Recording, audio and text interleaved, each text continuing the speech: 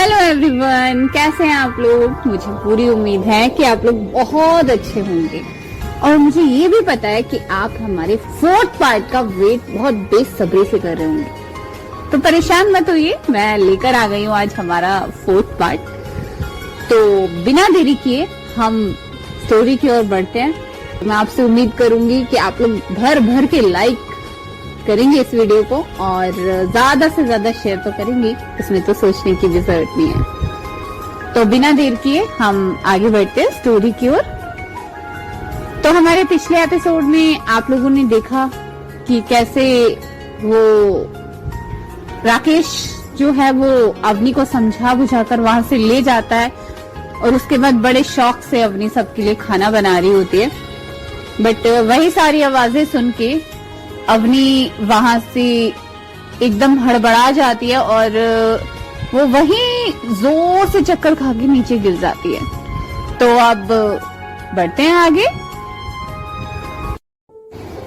अवनी जैसे ही होश में आती है वो अपने आप को एक ऐसी जगह पे पाती है जो एकदम सुनसान और खाली है।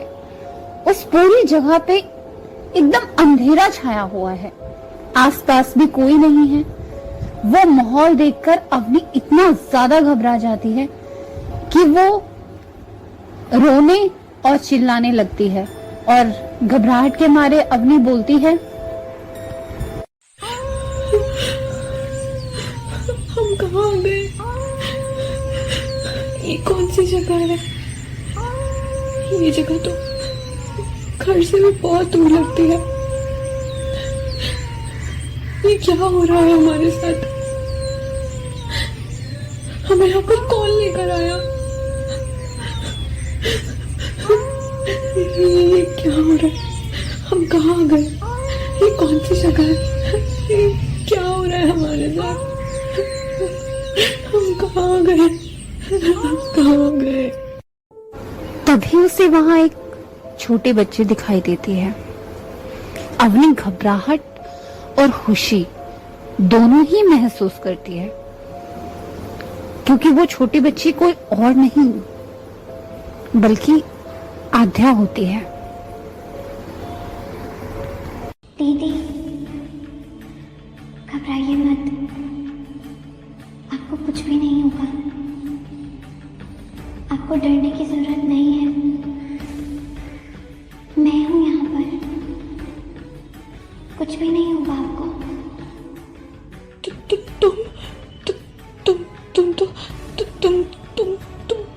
तुम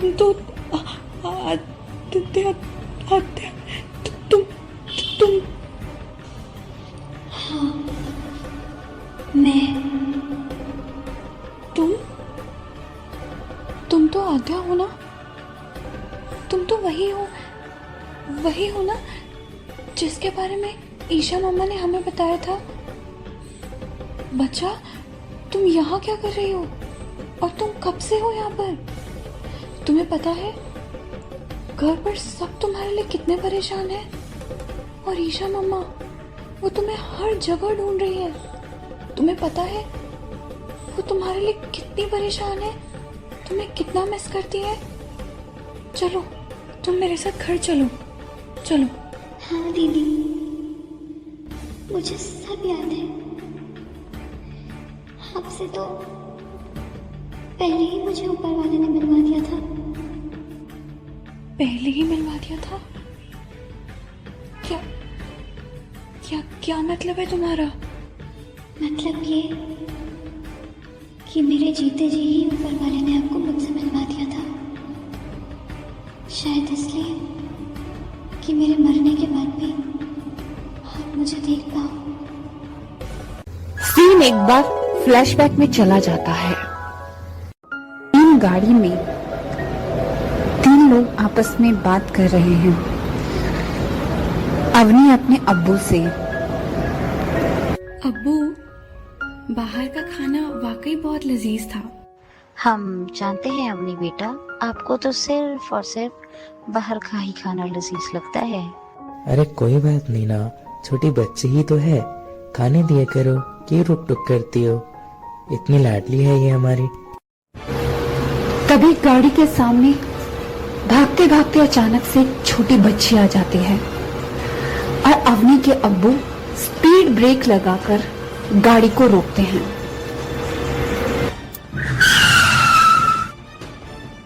अरे बेटा, आपको चोट तो नहीं लगी? नहीं अंकल, मुझे चोट नहीं लगी, मैं ठीक हूँ। अरे बाबू, इधर आओ इधर आओ इधर आओ इधर आओ, आ जाओ आ जाओ आ जाओ। चलो हम तुम्हें घर छोड़ देते हैं, ओके? नहीं, मुझे घर नहीं जाना। अब प्लीज मुझे मेरे मम्मा पापा के पास छोड़ दो। प्लीज दीदी, मुझे घर नहीं जाना। अरे क्या हुआ अंत बेटा, आपके मम्मी पापा नहीं है आपके पास? नहीं, मेरे घर में सिर्फ हमारे सर्वेंट अंकल है। मुझे घर नहीं जाना। प्लीज प्लीज आप मुझे मेरे मम्मा पापा के पास छोड़ दो। मुझे घर नहीं जाना है। ओह, अपने मम्मी पापा को आप बहुत मिस कर रहे हो। अपने घर का एड्रेस बताओ बेटा। नहीं अंकल, मुझे घर नहीं जाना। अरे बेटा, कुछ नहीं होगा, तुम्हारे मम्मी पापा सुबह आ जाएंगे, ठीक है? अरे नहीं, मुझे घर नहीं जाना है। नहीं जाना, नहीं जाना। बच्चा घबराओ मत, शांत हो जाओ। हाँ, कुछ भी नहीं होगा बेटू, तुम्हारे मम्मी पापा आ जाएंगे। सुबह ही आ जाएंगे, ओके बच्चा? चलो अब हम तुम्हें तुम्हारे घर छोड़ देते हैं, चले?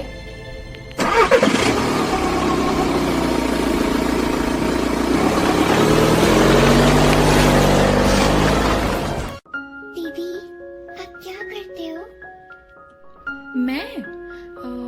बच्चा मैं एक पैरानॉर्मल इन्वेस्टिगेटर हूँ। Paranormal investigator? ये क्या होता है दीदी?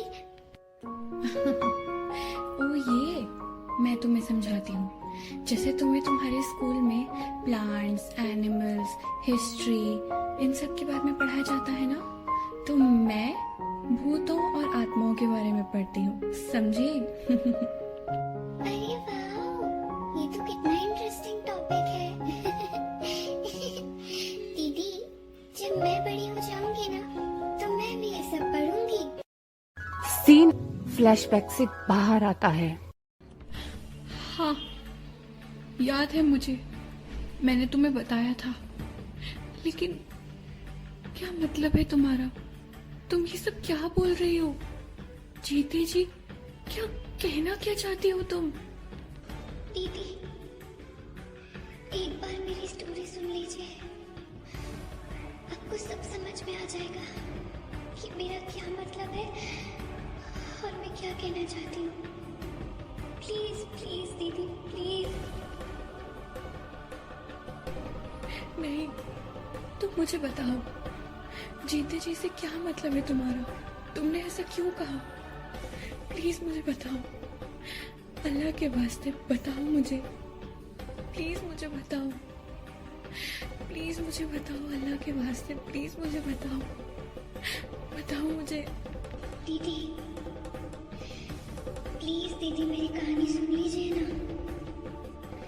उस कहानी में ही सच है। एक बार मेरी कहानी सुन लीजिए, प्लीज दीदी। अच्छा ओके, तुम मुझे बताओ कि तुम क्या बोलना चाहती हो, सुनाओ अपनी कहानी। सीन एक बार फिर से फ्लैशबैक में चला जाता है। दीदी दीदी, हम लोग घर तो आ गए, लेकिन मुझे घर नहीं जाना। आप प्लीज मुझे मम्मा पापा के पास छोड़ दो। मुझे डर लग रहा है, मुझे यहाँ पर नहीं रहना। बच्चा, मैंने आपको बोला ना बेटू, कुछ भी नहीं होगा। आप एक काम करो, आप चुपचाप से अपने रूम में जाओ और डोर को लॉक कर लो, ओके? और अपने रूम में कोल्ड ड्रिंक्स और कुरकुरे का मजा लो, ठीक है? ओके दीदी। Good girl. चलो अब तुम जाओ, ओके? बाय।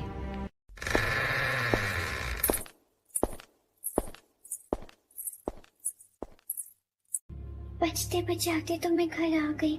इससे पहले राकेश अंकल को पता चल जाए, मैं फटाफट रूम लॉक कर लेती हूँ। अम्मी दीदी सही कहती हैं, कोल्ड ड्रिंक और कुरकुरे का अलग ही मजा है। मजा ही आ गया।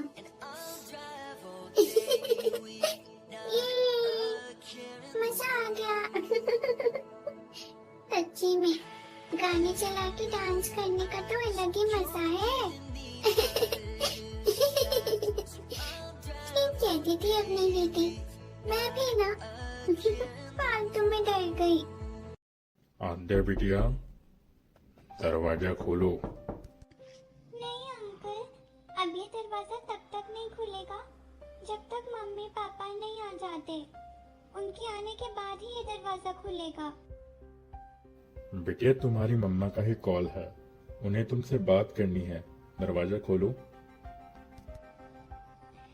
अच्छा, मम्मा का कॉल आ गया? वाह, तब तो मैं अभी आती हूँ। ये मम्मा का कॉल आ गया। ये मम्मा का कॉल आ गया।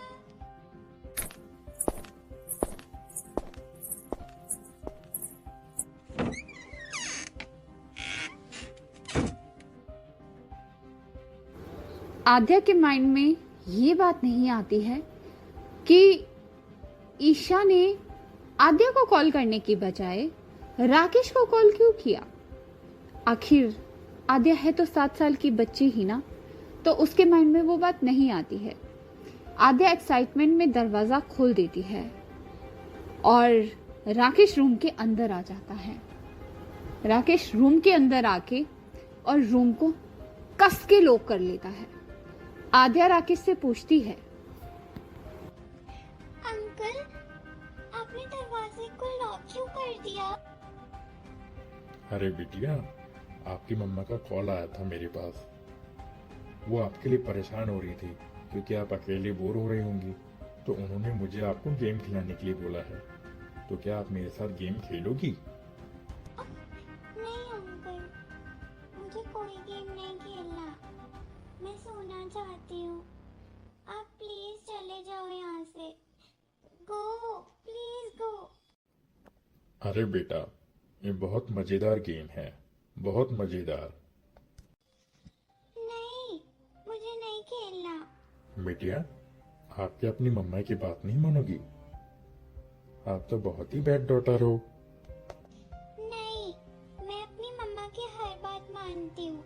मैं गुड डॉटर हूँ, गुड डॉटर। तो फिर ये गेम खेलो। ठीक है, आप मुझे बताओ क्या करना होगा मुझे इस गेम में। राकेश रूम की सारी लाइट्स ऑफ कर देता है और आद्या इस बात से बहुत ज्यादा घबरा जाती है। घबराहट में आद्या बोलती है, अंकल, आपने लाइट्स ऑफ क्यों कर दी? अंकल प्लीज, आप लाइट ऑन कीजिए ना। Please uncle, please light on करो।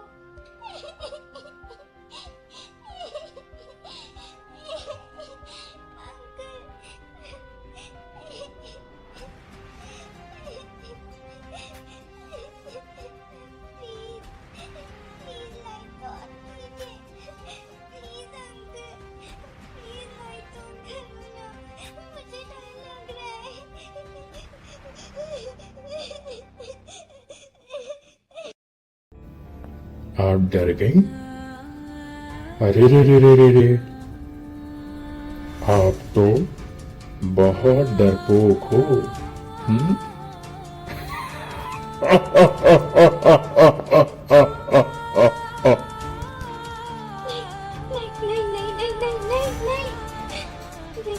Don't touch me!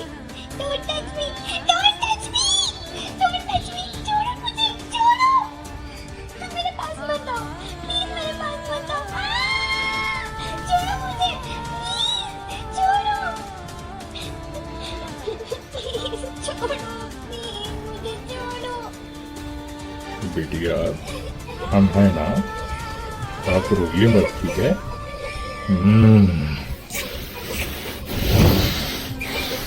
क्या मजा आ रहा है बिटिया, रोना नहीं रोना नहीं। आहा, बस बिटिया बस, बहुत अच्छी लग रही हो तुम इन छोटे कपड़ों में। सोचो अगर बिना कपड़ों के अगर तुमको हम देखे तो क्या लगोगी। आहा, क्या लग रही हो। नहीं नहीं नहीं बेटिया, दूर नहीं जाना, इधर आओ इधर आओ। आहा, बस बेटा बस बस बस बेटिया बस, रोना नहीं रोना नहीं रोना नहीं रोना नहीं, बोला ना रोना नहीं। अब राकेश जो कि उसे पहले ही छूने के बहाने ढूंढ रहा था, वो उसे कस के गले लगा लेता है और आद्या जोर जोर से रोने लग जाती है। और सिसकती रोती आद्या से राकेश ये कहता है कि आपने मुझे हक क्यों किया? मुझे ऐसे टच क्यों कर रहे हो? मुझे छोड़ो, अब बैड कर लो। तो तुम एकदम मुझे छोड़ो, सही कहे, हम छोड़ो मुझे, बड़ी खूबसूरत हो भाई तुम। छोड़ो मुझे। हमेशा ऐसे कैसे कर सकते हो? नहीं से मम्मा को सब बताऊंगी। अब छोड़ो मुझे, छोड़ो।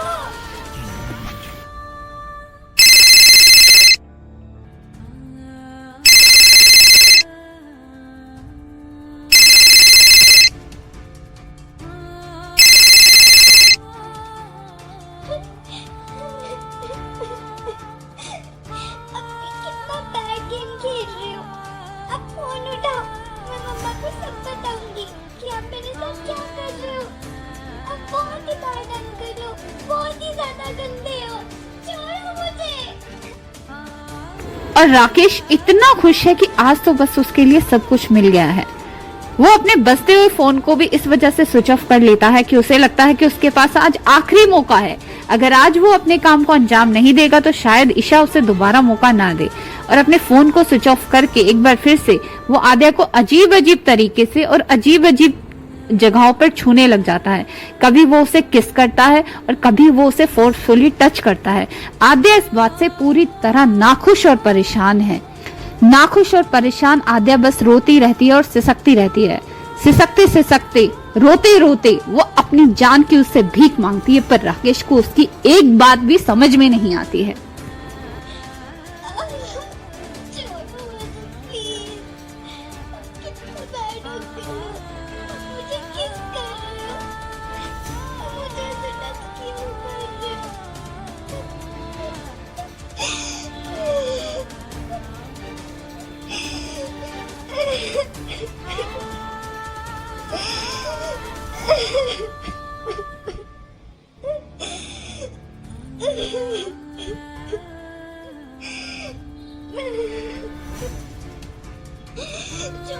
मुझे प्लीज, डोंट टच मी। छोड़ो प्लीज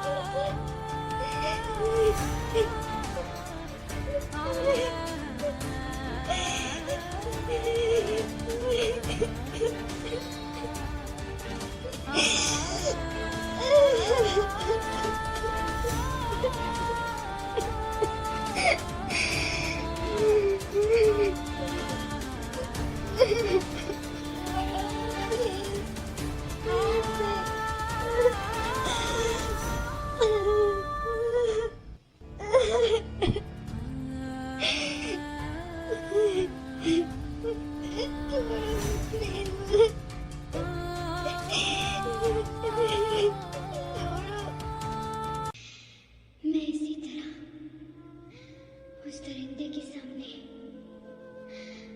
अपनी जान की भीख मांगती गई, रोती रही, गिड़गिड़ाती रही, लेकिन वो दरिंदा सिर्फ अपनी आवाज मिटाता गया।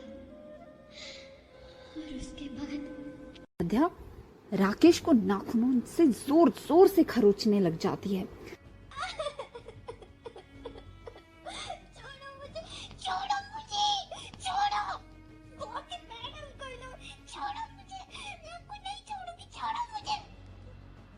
इस बात से राकेश थोड़ा इरिटेट हो जाता है। आद्या पूरी कोशिश करती है कि वो राकेश से बच पाए, पर राकेश का गुस्सा इस बात से और ज्यादा बढ़ जाता है और वो कर देता है जिसकी कभी किसी ने उम्मीद भी नहीं की होती। राकेश आद्या के साथ जबरदस्ती करता है और जबरदस्ती करते करते अपनी हवस मिटाने के लिए वो उसके मुंह पर तकिया रख देता है ताकि वो ना चिल्लाए और ना इरिटेट करे। क्या कर रही है? नाखून क्यों मारती है? अंकल को नाखून मारती है? तो ये ले तेरी तो पूरे नाखून मारेगी।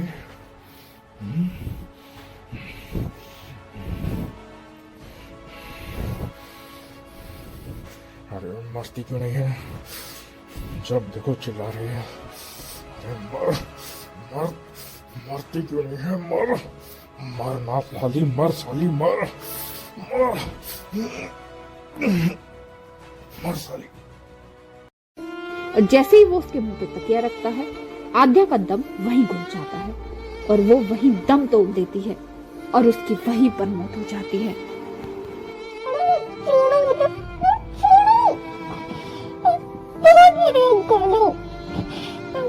सब बताओगे, छोड़ो मुझे, छोड़ो मुझे सांस लेने में तकलीफ हो रही है, मुझे सांस नहीं आ रही। छोड़ो मुझे, सांस नहीं आ रही। क्यों कर रही हो मेरे साथ ऐसा? छोड़ो मुझे,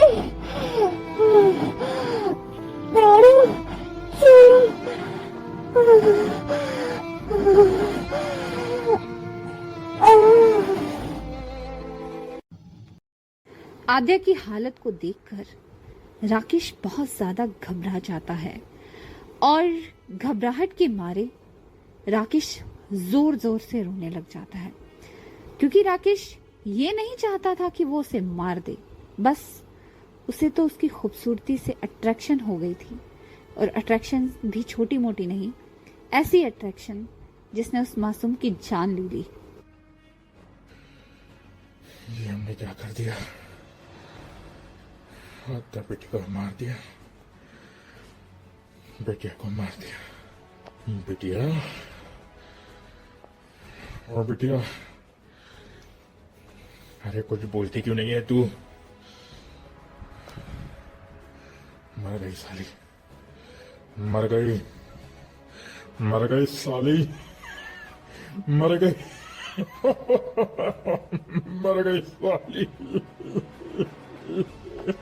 मर गई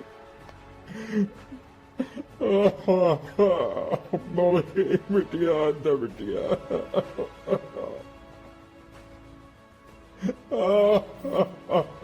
आद्या बिटिया, ये हमसे क्या हो गया? आद्या बिटिया। घबराया राकेश कुछ समझ नहीं पाता है और कुछ समझ ना आने की वजह से वो आद्या को उठाकर ले जाता है और पीछे की तरफ एक बड़ा सा गड्ढा खोदकर वो आद्या को वहीं दफन कर देता है। इसको कहाँ ठिकाने लगाऊं? ईशा और आयुष के आने से पहले मुझे जल्दी ही कुछ ना कुछ करना ही होगा। कहाँ लगाऊं? घर के पीछे ये एक जगह सही लगती है हमको।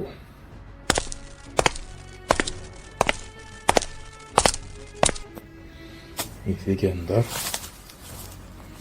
हम गड्ढा खोद करके इसको ठिकाने लगा देते हैं।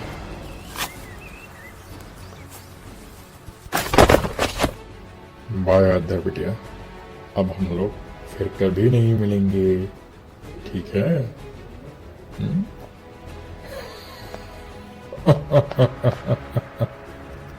सीन फ्लैशबैक से बाहर आता है। तो दीदी, ये थी मेरी कहानी। मुझे लगता है अब तो आपके मन में कोई भी डाउट नहीं होगा ना?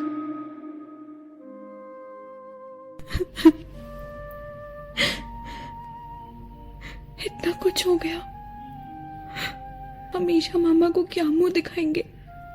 हमारे अंदर तो इतनी हिम्मत भी नहीं है कि हम उन्हें बता सके कि जिस बेटी को वो इतने समय से ढूंढ रही है, वो बेटी अब इस दुनिया में ही नहीं है। किस मुंह से हम उन्हें ये सब बताएंगे? हम उनका सामना कैसे कर पाएंगे? हम क्या करें? क्या करें हम? कोई इतना बेरहम कैसे हो सकता है? एक 9-10 साल की मासूम सी बच्ची के साथ कोई इस तरह कैसे कर सकता है? उसकी खूबसूरती का फायदा उठाकर उसकी जान ले ली। हम कभी सोच भी नहीं सकते थे, कभी नहीं। तुम हंसती खेलती एक प्यारी सी गुड़िया थी, अभी तुमने देखा है क्या था? अभी तुम्हारी उम्र ही क्या थी? उस दरिंदे ने तुम्हें कहीं का नहीं छोड़ा, तुम्हारी इज्जत लूट के तुम्हारी जान ले ली। दीदी, आप इस तरह कमजोर नहीं पड़ सकती। आप दिलाएंगे ना अपनी छोटी बहन को इंसाफ?